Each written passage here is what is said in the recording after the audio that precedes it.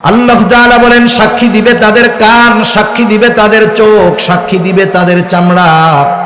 কিয়ামতের দিন এরা কথা বলবে, কান কথা বলবে, চোখ কথা বলবে, হাত কথা বলবে, পা কথা বলবে। বলেন তো এরা যে কথা বলবে কোনো সন্দেহ আছে নাকি? আল্লাহ রাব্বুল আলামিনের কাছে তারা আমাদের কর্মের ব্যাপারে বলবে। হায়াতের জিন্দেগি ৬০-৭০ বছর হায়াত পাওয়া মানুষের কাছে জিজ্ঞাসা কইরেন, চাচা দাদা ৮০ বছর ৭০ বছরে দুনিয়ায় আপনার হাত বা চোখ কান কোনোদিন কথা বলছে নাকি? বলেন তো মুরব্বী জবাবে হ্যাঁ বলবে নাকি না বলবে? কারণ কথা বলে নাই। কেউ যদি সারা রাত চোখ দিয়ে গোনার জিনিস দেখে চোখ না করবে না, কথা বলবে না। কানের মধ্যে ইয়ারফোন লাগায় যদি গান শুনে কান কোনোদিন কিছু বলবে না। জবান দিয়ে যতই খারাপ কথা বলুক না কেন, যত বকাঝকা দেখ না কেন, জবান কোনোদিন মানা করবে না। হাত দিয়ে যত জুলুম করুক না কেন, হাত কোনোদিন কথা বলবে না। তাহলে ৭০-৮০ বছর একসাথে থাকলাম, কথা বলে নাই। কিয়ামতের দিন যখন মানুষেরা দেখবে তার অঙ্গ প্রত্যঙ্গগুলো কথা বলতেছে, অবাক হয়ে যাবে। অবাক হয়ে প্রশ্ন করবে, ক্বালু লিজুলুদিহিম লিমা শাহিদতুম আলাইনা। বলবে চামড়া, কেন তোমরা আমাদের বিপক্ষে আজকে সাক্ষী দাও?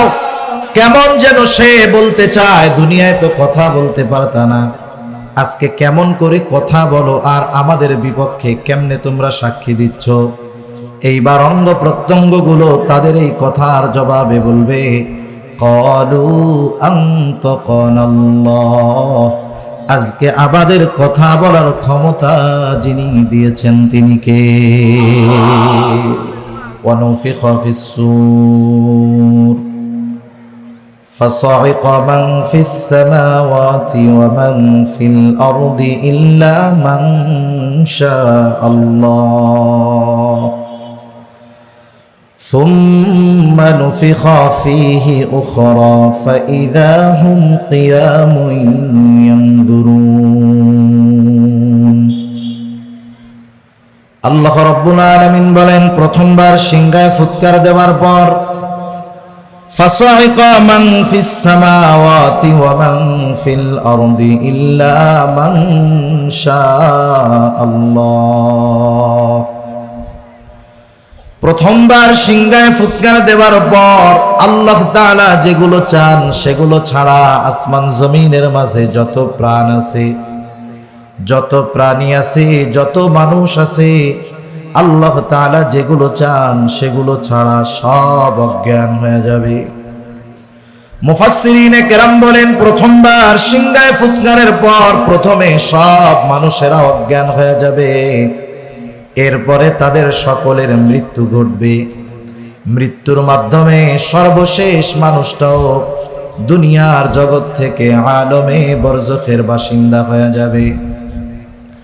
দ্বিতীয়বার আরো একটা সিংহায় ফুৎকার দেওয়া হবে, যেই সিংহায় ফুৎকারের মাধ্যমে মানুষেরা পুনরায় আবার পুনরুত্থিত হবে। তবে প্রথমবার সিংহায় ফুৎকারের পর দ্বিতীয়বার সিংহায় ফুৎকার দেওয়ার মাঝে ব্যবধান কত সময়ের? এই ব্যাপারে তাফসীরের মধ্যে হাদিস আসছে। হযরত আবু হুরায়রা রাদিয়াল্লাহু তাআলা আনহু থেকে বর্ণিত হাদিস। তিনি বলেন, রাসূলুল্লাহ সাল্লাল্লাহু আলাইহি ওয়াসাল্লাম বলেছেন, প্রথমবার সিংহায় ফুৎকারের ৪০ পর দ্বিতীয়বার সিংহায় ফুৎকার দেওয়া হবে। জিজ্ঞাসা করা হলো, আবু হুরায়রা ৪০ দিন পর? তিনি বললেন না। ৪০ সপ্তাহ পর? তিনি বললেন না। ৪০ মাস পর? না। ৪০ বছর পর? না। প্রত্যেক প্রশ্নের জবাবে তিনি বললেন না না। তাহলে কত ৪০ পর? এর মূল হিসাব যিনি জানেন তিনি কে?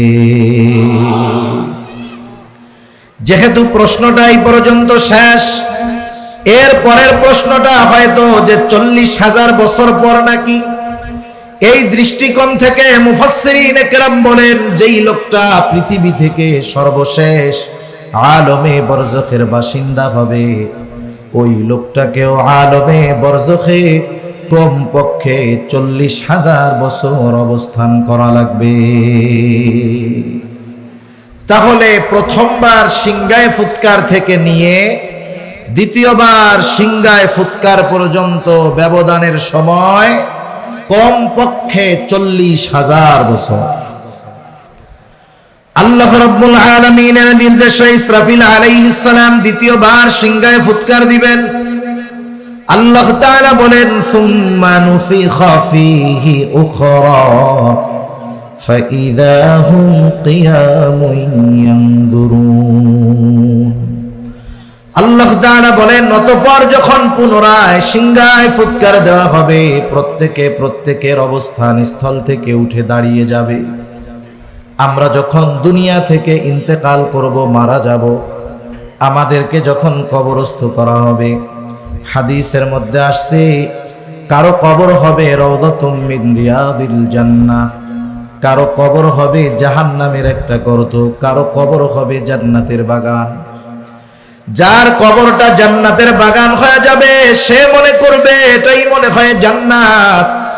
ফেরেশতারা তাকে তখন বলবে, না না, এটা যে জান্নাত এমনটা নয়, বরং জান্নাতের নেয়ামত তো এর চাইতে অকল্পনীয় নেয়ামত আল্লাহ তাআলা রাখছে।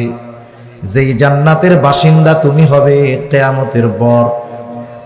এইবার ওই আল্লাহর বান্দা আল্লাহ তাআলার দরবারে ফরিয়াদ জানাবে আর বলবে, আল্লাহ যথাদ্রুত সম্ভব আপনি কিয়ামত কায়েম করেন। আবার আরেক দল মানুষের কবর হবে জাহান্নামের একটা গর্ত। ওই জাহান্নামের গর্ত যার কবর হবে সে মনে করবে এটাই মনে হয় জাহান্নাম। তাকে জানানো হবে এটা জাহান্নাম নয়, এটা জাহান্নাম নয়, বরং জাহান্নামের শাস্তি এর চাইতে কল্পনাতীত আরো বেশি কষ্টের। লোকটা এবার আরো ভীত হয়ে যাবে। সে আল্লাহর কাছে ফরিয়াদ জানাবে আর বলবে, আল্লাহ কিয়ামত জানি সহজে কায়েম না হয়। তার মানে আলমে বরজখ কারো জন্য হবে শান্তির জায়গা, কারো জন্য হবে প্রচন্ড কষ্টের জায়গা। দ্বিতীয়বার সিংগায় ফুৎকার দেওয়ার পর সকলেই তো কবর থেকে উঠবে, নাকি দুই একজন ঘুমায় থাকবে? সবাই উঠবে। যার কবরে আযাব হচ্ছিল, আলমে বরজখে যে কষ্টে ছিল, ওই লোকটাও হাসরের ময়দানে উঠবার পর হাসরের ময়দানের অবস্থা শুধু তাকায়া দেখে সে তার কবরে যে আযাব ছিল, আযাবের কথা সে ভুলে যাবে। সে বলবে, ইয়া ওয়াইলানা মান বাআসানা মিন মারকাদিনা। তারা বলবে, হায় দুর্ভোগ, কে আমাদেরকে আমাদের অবস্থান স্থল থেকে জাগায় দিল, কে আমাদের ঘুমটা ভাঙায়া দিল। মুমিনরা অথবা ফেরেশতারা তাদের এই কথার জবাবে বলবে, হাদা মা ওয়াদার রহমান ওয়া সাদাকাল মুরসালুন। মুমিনরা অথবা ফেরেশতারা বলবে, হাদা মা ওয়াদার রহমান, এটা হলো দয়াময়ের সেই প্রতিশ্রুত দিবস যেই দিবসের সত্যায়ন রাসূলগণ করেছে, যেই দিবসের ওয়াদা আল্লাহ তাআলা করেছেন, আর যেই দিবসের সত্যায়ন রাসূলগণ করেছেন। এটা কোন দিবস? কোরআনের ভাষায় এর এক নাম হলো ইয়াউমুল হাসর, আর এক নাম হলো ইয়াউমুল কিয়ামা। শুধু তাই না, এই দিবসের কথা প্রতিদিন প্রতি রাকাত নামাজে আমাদের স্মরণ করায়া দেওয়া হয়। আমরা যখন নামাজ পড়ি, ইমামের পেছনে যখন পড়ি, ইমামের কেরাত মুসল্লির কেরাত। ইমাম যখন কোরআন তিলাওয়াত করেন, প্রত্যেক নামাজের প্রতি রাকাতে সূরা ফাতিহা ইমাম পড়েন কি পড়েন না? এর আরেক নাম হলো ইয়াউমুল জাযা, ফলাফল দিবস, প্রতিদান দিবস। আল্লাহ রাব্বুল আলামিন কোরআনুল কারীমের মধ্যে বলেন, ওয়া ইন্নামা তুওয়াফাউনা উজুরাকুম ইয়াউমাল কিয়ামাহ ফামান যুহজিহা আনিন নার ওয়া উদখিলাল জান্নাতা ফাকাদ ফাজ। আল্লাহ তাআলা বলেন, কিয়ামতের দিন মানুষকে তার কর্মের পূর্ণ প্রতিদান দেওয়া হবে। মুফাসসিরিনে কেরাম বলেন, কথাটা হলো এইরকম, কিয়ামতের দিন প্রত্যেকটা মানুষকে তার দুনিয়ার কর্মের পূর্ণ প্রতিদান দেওয়া হবে। আল্লাহ তাআলা বলেন, ফামান যুহজিহা আনিন নার, সেই দিন যাকে আগুন থেকে বাঁচানো হবে তথা জাহান্নাম থেকে বাঁচানো হবে, ওয়া উদখিলাল জান্নাতা ফাকাদ ফাজ, আর যাকে জান্নাতে প্রবেশ করানো হবে আল্লাহ তাআলা বলেন ফাকাদ ফাজ, ওই লোকটা সফল হয়ে যাবে। সেই দিন আমাকে আপনাকে আমার আপনার কর্মের পূর্ণ প্রতিদান দেওয়া হবে। ওই দিন আল্লাহ তাআলা ন্যায় বিচারের জন্য ইনসাফের আদালত কায়েম করবে। আল্লাহ তাআলা কোরআনুল কারীমের মধ্যে বলেন, وَنَضَعُ الْمَوَازِينَ الْقِسْطَ لِيَوْمِ الْقِيَامَةِ فَلَا تُظْلَمُ نَفْسٌ شَيْئًا وَإِنْ كَانَ مِثْقَالَ حَبَّةٍ مِّنْ خَرْدَلٍ أَتَيْنَا بِهَا وَكَفَى بِنَا حَاسِبِينَ। আল্লাহ রাব্বুল আলামিন বলেন, আমি কিয়ামতের দিন ন্যায় বিচারের আদালত কায়েম করব। আল্লাহ রাব্বুল আলামিন বলেন, ফালা তুযলামু নাফসুন শাইআ, আমার আদালত হলো এমন এক আদালত, আমার বিচারালয় হলো এমন এক বিচারালয়, ফালা তুযলামু নাফসুন শাইআ, আমার আদালতে কারো প্রতি ন্যূনতম জুলুম করা হবে না। কারণ বলেন তো, ওই দিন ওই আদালতের একচ্ছত্র আধিপত্য যার, যিনি তিনি কে? সেদিন আল্লাহ তাআলা হবেন বিচারক, আল্লাহর আদালতের বিচারক আল্লাহ।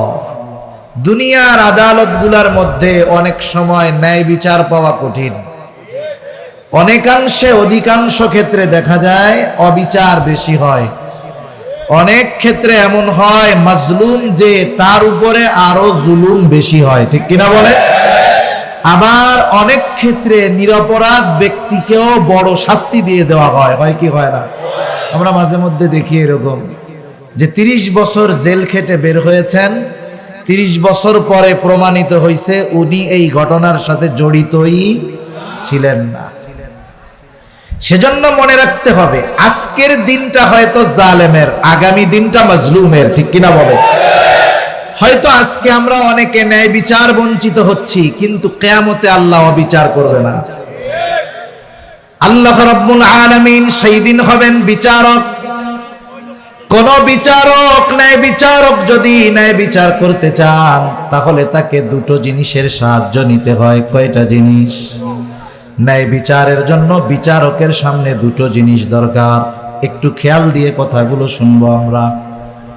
ন্যায় বিচারের জন্য দুটো জিনিস দরকার। এক নাম্বার দরকার সত্যবাদী সাক্ষী এবং তার সত্য সাক্ষ্য। সাক্ষীও হতে হবে সত্যবাদী, ওই সাক্ষী যেই বক্তব্য দিবে, সাক্ষ্য দিবে, সেটাও হতে হবে সত্য। কিন্তু আফসোস, আমাদের এই দুনিয়ায় এই সাক্ষীর ব্যাপারটা নিয়ে বেশি ঝামেলা হয়। অনেক সময় হয় সাক্ষী ঠিকই সত্যবাদী সাক্ষী, সত্য সাক্ষী, কিন্তু আদালতে গিয়া যা কয় সব মিছা কথা। হয় কি হয় না? মনে করেন সে উপস্থিত ছিল, সাক্ষী হওয়ার জন্য উপস্থিত থাকার দরকার, শাহেদ আমরা বলি না, প্রত্যক্ষদর্শী, যে দেখছে আর কি, সে সাক্ষী হলো, আদালতে গেল, সে সব দেখছে, কিন্তু ওই জায়গায় যাইয়া বয়ান ঘুরে গেছে, কয় আমি কিছুই দেখি না, আমি কিছুই জানি না। আবার অনেক ক্ষেত্রে এমনটা হয় যে সাক্ষী হিসাবে যাকে উপস্থিত করা হয়, যার বিরুদ্ধে সাক্ষী দিবে, তাকে সে জীবনে দেখেও নাই, চিনেও না। এমন হয় কি হয় না বলেন? তাহলে ন্যায় বিচারের জন্য এক নাম্বার দরকার সত্যবাদী সাক্ষী এবং তার সত্য সাক্ষ্য। দুনিয়ার মধ্যে সাক্ষীর বয়ানের কারণে, সাক্ষীর বক্তব্যের কারণে নিরপরাধ ব্যক্তি শাস্তি পেয়ে যায়। কিয়ামতের ময়দানে ওই ন্যায় বিচার দিন ন্যায় বিচারক আল্লাহ তাআলাও সাক্ষীর ব্যবস্থা করবেন। আল্লাহ তাআলার সাক্ষী কারা বলেন তো? দুনিয়ার যেখানেই আমি আপনি যাই না কেন, রাত হোক, দিন হোক, ঘরে হোক, বাহিরে হোক, গহীন অরণ্যের মধ্যে একাকী হোক, আমি আপনি যেই অবস্থায় যেই কর্মটা করি না কেন, আমার আপনার আমলটা, কর্মটা যদি সরিষা দানার চাইতেও ছোট হয়, আমার আপনার সব কর্মের ব্যাপারে যিনি খবর রাখেন, যিনি দেখেন, তিনি কে? সাক্ষী হওয়ার জন্য শাহেদ দেখার দরকার। তাহলে আমরা দুনিয়ায় যে কাজ করি, দুনিয়ার সব কাজ দেখেন কে? তাহলে আমার আপনার সব কর্মের অন্যতম প্রধান এবং প্রথম সাক্ষী কে? আল্লাহ রাব্বুল আলামিন নিজের সাক্ষীর ব্যাপারে নিজেই বলেন, কাফা বিল্লাহি শাহিদা। সাক্ষী হিসাবে আল্লাহ তাআলাই যথেষ্ট। আল্লাহ রাব্বুল আলামিন এরপরেও আমাদের কর্মের ব্যাপারে আরো সাক্ষী রাইখা দিয়েছেন। ফেরেশতারা আমাদের কর্মের ব্যাপারে সাক্ষী। কিছু ফেরেশতা আছে সকাল সন্ধ্যা, সন্ধ্যা টু সকাল আমাদের পাহারায় নিয়োজিত থাকে আল্লাহ তাআলার আদেশে। সকাল থেকে সন্ধ্যা এক দল, সন্ধ্যা থেকে সকাল পর্যন্ত আর এক দল আমার আপনার পাহারায় নিয়োজিত থাকে আল্লাহ তাআলার আদেশে। এই ফেরেশতারা আমাকে আপনাকে বিপদ আপদ থেকে হেফাজত করে। এই যেই ফেরেশতারা আমার আপনার সাথে থাকে, এরা আমার আপনার কর্মের সাক্ষী। শুধু তাই না, আমার আপনার সাথে দুইজন ফেরেশতা সর্বদা আছে, ডান কাঁধে একজন, বাম কাঁধে একজন। সম্মানিত লেখক দ্বয় আল্লাহ তাআলা বলেন, কিরামান কাতিবিনা ইয়ালামুনা মা তাফআলুন। আল্লাহ তাআলা বলেন কিরামান কাতিবিন, সম্মানিত লেখকদ্বয় জানে তোমরা কি আমল করো। তাহলে আমাদের কর্মের 1 নাম্বার সাক্ষী আল্লাহ, 2 নাম্বার সাক্ষী ফেরেশতা, 3 নাম্বার সাক্ষী আমি আপনি যেই অঙ্গ প্রত্যঙ্গ দিয়ে আমাদের কর্মগুলো সম্পাদন করি। মানুষ তার কর্ম সম্পাদনের জন্য তার অঙ্গ প্রত্যঙ্গের দরকার হয়। কেউ হাত দিয়ে কর্ম সম্পাদন করে, কেউ পা দিয়ে করে, কেউ চোখ দিয়ে করে, কেউ কান দিয়ে করে, কেউ জবান দিয়ে করে। এক কথায় কর্ম সম্পাদনের জন্য এই অঙ্গ প্রত্যঙ্গগুলোর দরকার আছে না নাই? আল্লাহ তাআলা জানায় দেন, আমার আপনার অঙ্গ প্রত্যঙ্গগুলো কিয়ামতের দিন আমার আপনার কর্মের ব্যাপারে সাক্ষী। আল্লাহ তাআলা বলেন, আল-ইয়াওমা নাখতিমু আলা আফওয়াহিহিম ওয়া তুকাল্লিমুনা আইদিহিম ওয়া তাশহাদু আরজুলুহুম বিমা কানু ইয়াকসিবুন। আল্লাহ তাআলা বলেন, আল-ইয়াওম, আজকের এই দিন অর্থাৎ কিয়ামতের দিন, নাখতিমু আলা আফওয়াহিহিম, আমি তাদের মুখের উপরে মোহর মেরে দিব। বাক শক্তি রুদ্ধ হয়ে যাবে, কথা বলতে পারবে না। ওয়া তুকাল্লিমুনা আইদিহিম, আল্লাহ তাআলা বলেন আমার সাথে কথা বলবে তাদের হাত। ওয়া তাশহাদু আরজুলুহুম, সাক্ষী দিবে তাদের পা। বিমা কানু ইয়াকসিবুন, এই হাত পা দ্বারা দুনিয়ায় তারা কি উপার্জন করেছে। শুধু হাত পা সাক্ষী দিবে তা নয়, আল্লাহ তাআলা আরেক জায়গায় বলেন, শাহিদা আলাইহিম সামউহুম ওয়া আবসারুহুম ওয়া জুলুদুহুম বিমা কানু ইয়ামালুন। আল্লাহ তাআলা বলেন সাক্ষী দিবে তাদের কান, সাক্ষী দিবে তাদের চোখ, সাক্ষী দিবে তাদের চামড়া। কিয়ামতের দিন এরা কথা বলবে, কান কথা বলবে, চোখ কথা বলবে, হাত কথা বলবে, পা কথা বলবে। বলেন তো এরা যে কথা বলবে কোনো সন্দেহ আছে নাকি? আল্লাহ রাব্বুল আলামিনের কাছে তারা আমাদের কর্মের ব্যাপারে বলবে। হায়াতের জিন্দেগি 60-70 বছর হায়াত পাওয়া মানুষের কাছে জিজ্ঞাসা কইরেন, চাচা দাদা 80 বছর 70 বছরে দুনিয়ায় আপনার হাত বা চোখ কান কোনোদিন কথা বলছে নাকি? বলেন তো মুরব্বী জবাবে হ্যাঁ বলবে নাকি না বলবে? কারণ কথা বলে নাই। কেউ যদি সারা রাত চোখ দিয়ে গোনার জিনিস দেখে, চোখ না করবে না, কথা বলবে না। কানের মধ্যে ইয়ারফোন লাগায় যদি গান শুনে, কান কোনোদিন কিছু বলবে না। জবান দিয়ে যতই খারাপ কথা বলুক না কেন, যত বকাঝকা দেখ না কেন, জবান কোনোদিন মানা করবে না। হাত দিয়ে যত জুলুম করুক না কেন, হাত কোনোদিন কথা বলবে না। তাহলে 70-80 বছর একসাথে থাকলাম, কথা বলে নাই। কিয়ামতের দিন যখন মানুষেরা দেখবে তার অঙ্গ প্রত্যঙ্গগুলো কথা বলতেছে, অবাক হয়ে যাবে, অবাক হয়ে প্রশ্ন করবে, ক্বালু লিজুলুদিহিম লিমা শাহিদতুম আলাইনা, বলবে হে চামড়া, কেন তোমরা আমাদের বিপক্ষে আজকে সাক্ষী দাও? কেমন যেন সে বলতে চায়, দুনিয়ায় তো কথা বলতে পারতা না, আজকে কেমন করে কথা বলো আর আমাদের বিপক্ষে কেমনে তোমরা সাক্ষী দিচ্ছ? এইবার অঙ্গ প্রত্যঙ্গগুলো তাদের এই কথার জবাবে বলবে, ক্বালু আনতাকানাল্লাহ, আজকে আমাদের কথা বলার ক্ষমতা যিনি দিয়েছেন তিনি কে? আজকে আল্লাহ তাআলা আমাদেরকে কথা বলার ক্ষমতা দিয়েছেন, তাই আমরা বলতেছি। তাহলে আল্লাহ রাব্বুল আলামিনের সাক্ষী 1 নাম্বার স্বয়ং আল্লাহ, 2 নাম্বার ফেরেশতা, 3 নাম্বার আমার আপনার অঙ্গ প্রত্যঙ্গ, 4 নাম্বার সাক্ষী যেই জায়গায় বসে মানুষ কর্ম সম্পাদন করে ওই জায়গা তার পক্ষে অথবা বিপক্ষে সাক্ষী, 5 নাম্বার যেই সময়ে সে কর্মগুলো করে ওই সময়টা তার কর্মের ব্যাপারে সাক্ষী। আমি আর লম্বা করব না, 5 ধরনের সাক্ষীর কথা আপনাদের খেদমতে বললাম। বলেন তো, দুনিয়ার সত্যবাদী সাক্ষীর সাক্ষ্যকে প্রলোভন দিয়ে, হুমকি দিয়ে, ঘুষ দিয়ে, অস্ত্রের ভয় দেখায়া তার সাক্ষী পরিবর্তন করা যায়, কিন্তু আল্লাহ তাআলার বিচারালয়ে যারা সাক্ষী তাদের কি হুমকি ধামকি ঘুষ দিয়ে সাক্ষ্য পরিবর্তন করা যাবে নাকি? তাহলে ন্যায় বিচারের জন্য কয়টা জিনিস দরকার? একটু জোরে বলেন, কয়টা? 2টা। 1 নাম্বার সত্যবাদী সাক্ষী এবং তার সত্য সাক্ষ্য। 1 নাম্বার যেটা দরকার ন্যায় বিচারের জন্য, সেটার ব্যবস্থা কি আল্লাহ তাআলার কাছে আছে?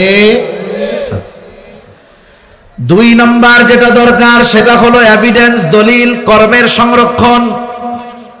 আল্লাহ রাব্বুল আলামিন আমার আপনার কর্ম সংরক্ষণের ব্যবস্থা খুব নিপুণভাবে যথাযথভাবে করছেন। আল্লাহ তাআলা বলেন, ইযি ইয়াতালাক্কাল মুতালাক্কিয়ানি আনিল ইয়ামিনি ওয়া আনিশ শিমালি কাঈদ। আল্লাহ রাব্বুল আলামিন বলেন, আমাদের প্রত্যেকের ডান কাঁধে একজন ফেরেশতা, বাম কাঁধে আরেকজন ফেরেশতা আছে।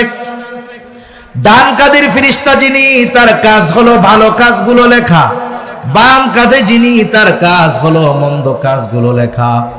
ওনারা আমাদের কর্মগুলো সংরক্ষণ করেন, লিপিবদ্ধ করে রাখেন। শুধু তাই না, আরো একজন ফেরেশতা আছে, তার কাজ হলো আমাদের কথাগুলোকে সংরক্ষণ করা। আজকের জামানায় বিজ্ঞান বলতেছে মানুষ যেই কথাগুলো বলে সে কথাগুলো ধ্বংস হয়ে যায় না, বরং মানুষের উচ্চারিত প্রত্যেকটা শব্দ বাতাসের মধ্যে থেকে যায়। আমি আপনি যেই কথাগুলো অতীতে বলেছি, এখন বলছি, মৃত্যু পর্যন্ত বলবো, সব কথাগুলো বাতাসের মধ্যে আছে, এটা বিজ্ঞান বলতেছে। কিয়ামতের দিন আল্লাহ তাআলা যদি বলে, এই যে বাতাস, আমার বান্দা অমুক এলাকার অমুক বান্দা আব্দুর রহিম, তার গোটা জিন্দেগিতে যত কথা বলছে বাতাস, সবগুলো আলাদা করে আমার সামনে হাজির করো। এটা আল্লাহ তাআলার জন্য শুধু সহজ না অতি সহজ? অতি সহজ বিষয়। আর আল্লাহ রাব্বুল আলামিন বলেন, মা ইয়ালফিযু মিন কওলিন ইল্লা লাদাইহি রাকীবুন আতীদ। আল্লাহ রাব্বুল আলামিন বলেন, সদা তৎপর একজন ফেরেশতা আমাদের সাথে সর্বসময় আছে। মানুষ যা জবান দিয়ে নিক্ষেপ করে, অর্থাৎ জবান দিয়ে যেই কথাগুলো, শব্দগুলো উচ্চারণ করে, ওই সদা তৎপর ফেরেশতা ওই কথাটা উচ্চারণ করার সাথে সাথে সে সংরক্ষণ করে রাখে। তার মানে আমি আপনি যত কথা বলি, যত কাজ দুনিয়াতে করি, আমার আপনার কথা কাজ সংরক্ষণের ব্যবস্থা করেছেন কে? এগুলো সব ফাইল আকারে তৈরি হচ্ছে, ফাইল আমলনামা আকারে। ইয়াউমুল হাসর, যেই দিন আমাদের সকলকে একত্রিত করা হবে, আল্লাহ রাব্বুল আলামিন আমাদের দুনিয়ার কর্মের প্রত্যেকটা ফাইল আমলনামা, যার যার আমলনামা তার তার হাতে পৌঁছায়া দিবে। আল্লাহ রাব্বুল আলামিন জানায় দেন, ওই আমলনামা কেউ ডান হাতে পাবে, কেউ বাম হাতে পাবে। আমাদের আমলনামা আমাদের কাছে পৌঁছায়া দেওয়া হবে। ন্যায় বিচারের জন্য যেই দুটো জিনিস দরকার আল্লাহ তাআলা ব্যবস্থা করে রাখছেন, শুধু তাই না, আমাদেরকে আমাদের আমলের খবর পর্যন্ত জানায় দিবেন কে? আমলনামাগুলো হাসরের ময়দানে ছেড়ে দেওয়া হবে। কেউ আমলনামা ডান হাতে পাবে, কেউ বা বাম হাতে আমলনামা পাবে। মন চাইলেই ডান হাতে আমলনামা নেওয়া যাবে না, মন চাইলেই বাম হাতে নেওয়া যাবে না। কিয়ামতের দিন কে ডান হাতে আমলনামা পাবে আর কে বাম হাতে পাবে, সেটা নির্ভর করবে তার দুনিয়ার কর্মের উপর। মন চাইলেই দইরা ডান হাতে চা খাইলাম, মন চাইলেই বাম হাতে খেলাম, বিষয়টা এমন নয়। বরং কে ডান হাতে আমলনামা পাবে, কে বাম হাতে পাবে, নির্ভর করবে এই দুনিয়ায় সে কেমন আমল করেছে, তার কর্ম কেমন ছিল এর উপরে। আমলনামাগুলো ছেড়ে দেওয়া হবে। কেউ ডান হাতে পাবে আমলনামা। ডান হাতে যারা আমলনামা পাবে তারা তো সফল, তারা আনন্দিত হয়ে যাবে। ডান হাতে আমলনামা পাওয়ার পর তাদের অভিব্যক্তি কেমন হবে, তারা কত আনন্দিত হবে। আল্লাহ তাআলা কোরআনুল কারীমের মধ্যে বলেন, ফাআম্মা মান উতিয়া কিতাবাহু বিয়ামিনি ফায়াকুলু হাকুম ইকরাউ কিতাবিয়া ইন্নী যানানতু আন্নী মুলাকিন হিসাবিয়া। আল্লাহ রাব্বুল আলামিন বলেন, ডান হাতে যারা আমলনামা পাবে তারা আনন্দে মানুষদেরকে বলবে, ফায়াকুলু হাকুম ইকরাউ কিতাবিয়া, এই তো আমার কিতাব, এই তো আমার আমলনামা, তোমরা পড়ো আমার কিতাব, পড়ো আমার আমলনামা। সে ডান হাতে আমলনামা পাবার কারণটাও কেমন যেন বলে দিবে। কোন কারণে সে ডান হাতে আমলনামা পেল, কেমন যেন কারণ হিসাবেই সে বলবে, ইন্নী যানানতু আন্নী মুলাকিন হিসাবিয়া, আমি ডান হাতে আমলনামা পাবার কারণ হলো আমি এই ব্যাপারে দৃঢ় বিশ্বাস রাখতাম যে আমাকে আমার কর্মের হিসাবের মুখোমুখি হওয়া লাগবে। তার মানে আমি দুনিয়াতে এই বিশ্বাস রাখতাম যে দুনিয়াতে আমি যেই কর্ম করব আমার কর্মের হিসাবের মুখোমুখি হওয়া লাগবে, এই চিন্তা দুনিয়াতে আমার ছিল। এই জন্য আমি ভালো কাজ করতাম, গুনার থেকে বাঁচতাম। এজন্য আমি আজকে আমলনামা কোন হাতে পাইছি? ডান হাতে। বাম হাতে যারা আমলনামা পাবে তাদেরকে সামনাসামনি তাদের আমলনামা দেওয়া হবে না, বরং বাম হাতটাকে বুক চিরে পেছন দিকে নেওয়া হবে, এরপরে হাতের মধ্যে আমলনামা দেওয়া হবে। আমলনামা পাবার পর এই মানুষগুলো কি বলবে?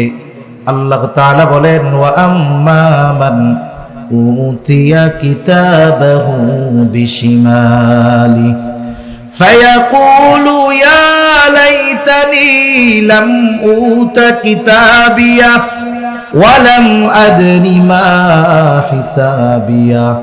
বাম হাতে আমলনামা পাবার পর ওই মানুষগুলো বলবে, হায় দুর্ভোগ, আমি যদি এই কিতাবটা না পাইতাম, লাম উতা কিতাবিয়া, আমি যদি এই কিতাব না পাইতাম কতই না ভালো হতো।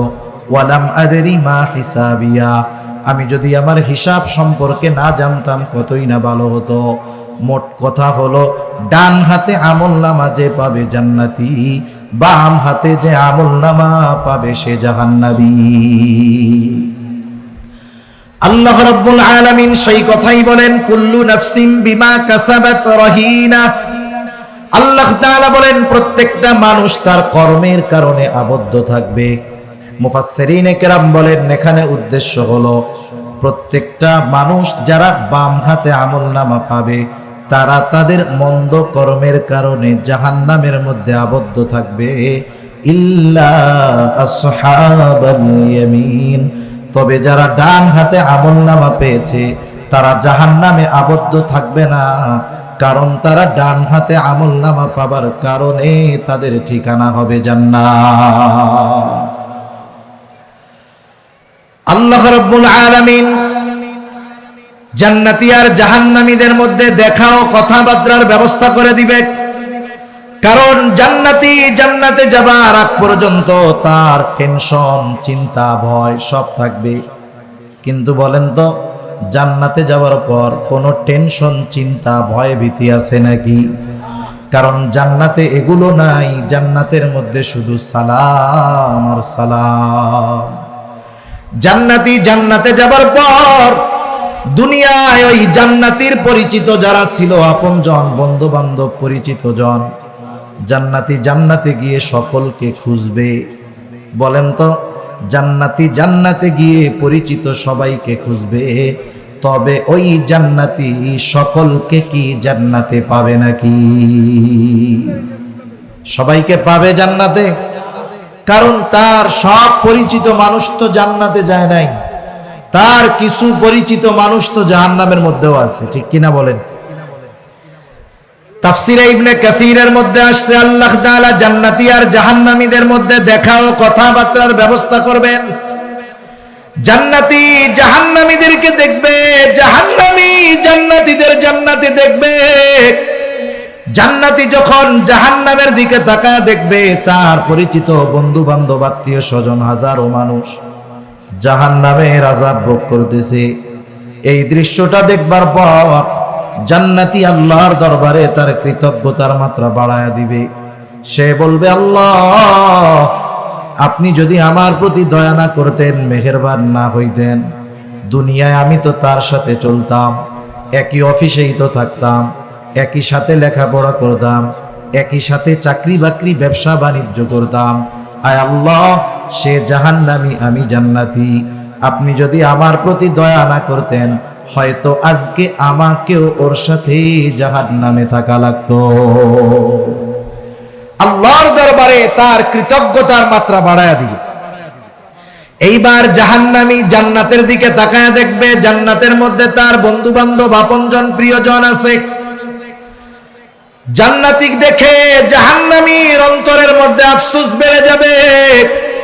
এমনিই তো শাস্তির কঠোরতা, শাস্তির কষ্ট, আযাবের তীব্রতা। আর যখন তাকায় দেখবে পরিচিত জন জান্নাতে, আফসোস বেড়ে যাবে। আফসোসের কারণে তার কষ্টটা বেশি অনুভব হবে, কারণ আফসোস মানুষের কষ্টকে বাড়ায় দেয়। এইবার সে আফসোসে পড়বে, আর আফসোস করবে, আর বলবে, আহারে, দুনিয়ায় তো একসাথেই চলতাম, একসাথেই থাকতাম, হায়রে, ওর সাথে যদি নামাজে যাইতাম, গুনার থেকে যদি বেঁচে থাকতাম, ভালো কাজগুলো যদি ওর সাথে করতাম, আজকে আমিও ওর সাথে জান্নাতে থাকতে পারতাম। এই আফসোসের কারণে জাহান্নামীর কষ্টে তার অনুভবটা আরো বেশি হবে, কষ্টের তীব্রতা তার কাছে বেশি মনে হবে। এবার জান্নাতীরা জাহান্নামীদের সাথে কথোপকথনে লিপ্ত হবে। আল্লাহ তাআলা সেই ব্যবস্থাও করে রাখছেন। আল্লাহ তাআলা কোরআনুল কারীমের মধ্যেই বলেন, ফি জান্নাতিন ইয়াতাসাআলুনা আনিল মুজরিমিন। আল্লাহ তাআলা বলেন, জান্নাতীরা পরস্পর মুজরিম, পাপীদেরকে জিজ্ঞাসা করবে, তাদের কাছে জানতে চাইবে, মা সালাকাকুম ফি সাকার, কোন কারণে তোমরা জাহান্নামে আসলা, কোন কারণে তোমাদের জাহান্নামে আসা লাগলো। এইবার জাহান্নামীরা তাদের জাহান্নামে যাওয়ার 4টি কারণ বলবে। কয়টা কারণ? একটু জোরে বলেন, কয়টা? 4টা। আমরা দুনিয়াতে কেউ যদি অসুস্থ হই, অসুস্থ, কোন ডাক্তারের কাছে যাওয়ার পরে ডাক্তার যদি বলে আপনার যে রোগ হইছে 2 পায়, একেবারে রান থেকে 2 পা কেটে ফেলাতে হবে, নাইলে আপনি বাঁচতে পারবেন না। জীবন বাঁচাতে হলে 2 পা ফেলে দিতে হবে। বলেন তো আপনারা কি করবেন? পা রাখবেন না ফেলাবেন? জীবন বাঁচানোর জন্য 2 পা আমার কাছে তুচ্ছ হয়ে যাবে। আমি এই 2টো পা অপারেশন করে কেটে ফেলাতে দ্বিধাবোধ করব না। নিজের টাকা দিয়ে প্রয়োজনে জমি বিক্রয় করে হলেও জীবন বাঁচানোর জন্য এই 2 পা আমি ডাক্তারের কাছে গিয়ে কেটে ফেলবো। ঠিক কিনা বলেন? শুধু তাই না, অপারেশন করার পর ডাক্তারকে কত ধন্যবাদ দিব যে ডাক্তার, আল্লাহর রহমত, আপনার অপারেশনটা খুব ভালো হয়েছে। যদি আপনার অপারেশন সাকসেস না করতো আল্লাহ তাআলা, হয়তো আমার মারা যাওয়া লাগতো। টাকাও দিলাম, ঠ্যাংও কাটলাম, ধন্যবাদও দিলাম, জীবন বাঁচানোর আশায়, ঠিক না? আফসোস, আমরা আমাদের জীবন বাঁচানোর জন্য 2 পা 2 হাত সব যদি ফালানো লাগে তাও তৈয়ার আছি, কিন্তু জাহান্নাম থেকে বাঁচার জন্য কিছু কাজ যদি ত্যাগ করতে হয়, ওই কাজগুলো ত্যাগ করার ক্ষেত্রে আমাদের উদাসীনতাই পরিলক্ষিত হয়, ঠিক কিনা বলেন? সেজন্য জাহান্নাম থেকে বাঁচার জন্য যা করার দরকার, এই সূরার এই আয়াতগুলোর আলোকে জাহান্নামীরা তাদের জাহান্নামে যাওয়ার 4টি কারণ বলছে। কয়টি কারণ? এই 4টি কারণ যদি আমাদের কারো মধ্যে থাকে, আমরা রাখবো নাকি বাহির করে দিব? আমরা কারণগুলো কি ধরে রাখবো নাকি বাহির করে দিব? কারা কারা তৈয়ার আছি? নারায়ে তাকবীর, নারায়ে তাকবীর, মাশাআল্লাহ। আপনারা জাহান্নামীরা এবার তাদের জাহান্নামে যাওয়ার কারণগুলো বলবে। 1 নাম্বার কারণ, ক্বালু লাম নাকু মিনাল মুসাল্লিন। 1 নাম্বার কারণ বলবে, আমরা জাহান্নামে আসলাম যেই কারণে, লাম নাকু মিনাল মুসাল্লিন, আমরা মুসল্লি ছিলাম না। জাহান্নামীরা জাহান্নামে যাওয়ার অন্যতম কারণ তারা মুসল্লি ছিল না। আমরা মুসল্লি হব। কি হব জোরে বলেন, আরো জোরে কি হব? এখন মুসল্লি কি সপ্তাহে একদিন হাজিরা দিলে সে মুসল্লি নাকি? মুসল্লি তো সে শত ব্যস্ততা, হাজারো ব্যস্ততা, যাকে নামাজ থেকে ফিরায় রাখতে পারে না। তার অন্তর সর্বদা মসজিদের সাথে থাকে, লোকটা সর্বদা নামাজের জন্য তৈয়ার থাকে। এই লোকটা হলো অরিজিনাল মুসল্লি। শুধু তাই না, যেই মুসল্লির অন্তর মসজিদের সাথে লাগানো, ওই মুসল্লি কিয়ামতের দিন আরশের ছায়ায় যারা স্থান পাবে, তাদের মধ্যে ওই মুসল্লিও একজন। নবীজি বলেন, আরশের ছায়ায় যারা স্থান পাবে, এদের মধ্যে অন্যতম একজন হলো রাজুলুন কলবুহু মুআল্লাকুম ফিল মসজিদ। ওই ব্যক্তি আরশের ছায়ায় স্থান পাবে যার অন্তর সর্বদা মসজিদের সাথে লাগাও থাকতো। সুবহানাল্লাহ। আমি লম্বা আলোচনা করব না। আমাদের দেশে অধিকাংশ মানুষ বেনামাজি, মুসল্লি নয়, এটাই বাস্তব কথা, ঠিক কিনা বলেন? তবে অধিকাংশ মানুষ নামাজ না পড়ার, মুসল্লি না হওয়ার কারণ কি? কারণ হিসাবে আমরা যেটা পাবো, যে সে তার জীবিকা উপার্জনের জন্য নামাজ পড়ার সুযোগ পায় না, ঠিক কিনা বলে? চাকরিজীবী চাকরির কারণে নামাজ পড়তে পারে না, ভ্যান চালায় ভ্যান চালানোর কারণে নামাজ পড়তে পারে না, দোকানদার দোকানদারির কারণে নামাজ পড়তে পারে না, সিএনজিওয়ালা সিএনজি চালানোর কারণে নামাজ পড়তে পারে না। এক কথায় অধিকাংশ মানুষ নামাজ না পড়ার কারণ তার জীবিকা উপার্জনের মাধ্যম তথা তার কর্মের কারণে সে নামাজ পড়তে পারে না, ঠিক কিনা বলেন? এখন বলেন, দুনিয়ার মানুষ যেই জীবিকা রিজিক উপার্জন করার কারণে নামাজ পড়তে সময় পায় না, বলেন তো ওই রিজিকের মালিক কে? কেউ যদি রিজিকের মালিকের পদ্ধতি বাদ দিয়ে নিজের পদ্ধতিতে রিজিক তালাশ করতে চায়, সে তালাশ করবে কিন্তু খুঁজে পাবে, বরকত হবে না ওই রিজিকের।